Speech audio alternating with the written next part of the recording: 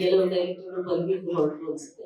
ಹೀಗೆ ಹಲವರು ಬಂದು ಆಕೆಗೆ ಶುಭ ಹಾರೈಸೋಕೆ ಬಂದಿದ್ದೀರಾ. ತಮ್ಮೆಲ್ಲರಿಗೂ ಸ್ವಾಗತ.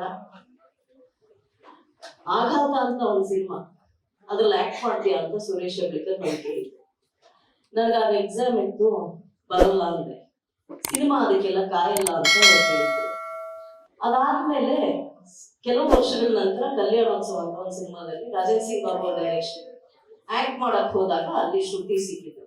ಆಘಾತದಲ್ಲಿ ಪಾರ್ಟ್ ಮಾಡಿ ಸ್ಟೇಟ್ ಅವಾರ್ಡ್ ತಗೊಂಡಿದ್ರು Shruti. So I was a little jealous when I first saw her. And then the friendship began. I think it's about 32 years now. 32 years ಇಂದ ನಮ್ಮಿಬ್ಬರ ಸ್ನೇಹ ಹಾಗೆ ಬಂದಿದೆ. ನಾನು ಅನ್ಕೊಂಡ ಹಾಗಿರ್ಲಿಲ್ಲ. ನನಗೆ ಆಘಾತಕ್ಕೆ ಇವಳು ಪ್ರಶಸ್ತಿ ಎಲ್ಲ ಬಂತಲ್ಲ ಅಂತ ಸಿಟ್ಟಿತ್ತು. ಆ ಸಿಟ್ಟೆಲ್ಲ ಕರಗಿಸಿ ತನ್ನ ಪ್ರೀತಿಯ ಸುರಿಮಳೆಯಿಂದ ಈಗ ನೆನಪಾಯ್ತು, ಇಲ್ಲಿ ಬಂದಿತ್ತು.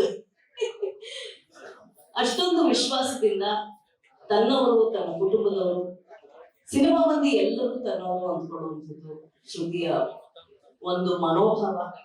ಅನೇಕ ಚಿತ್ರಗಳ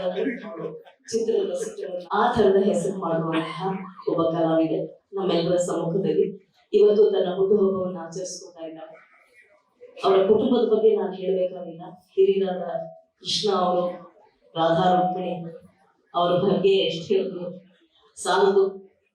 ಸುಮಾರು 60-70 ವರ್ಷಗಳು ರಂಗಭೂಮಿಯಲ್ಲಿ.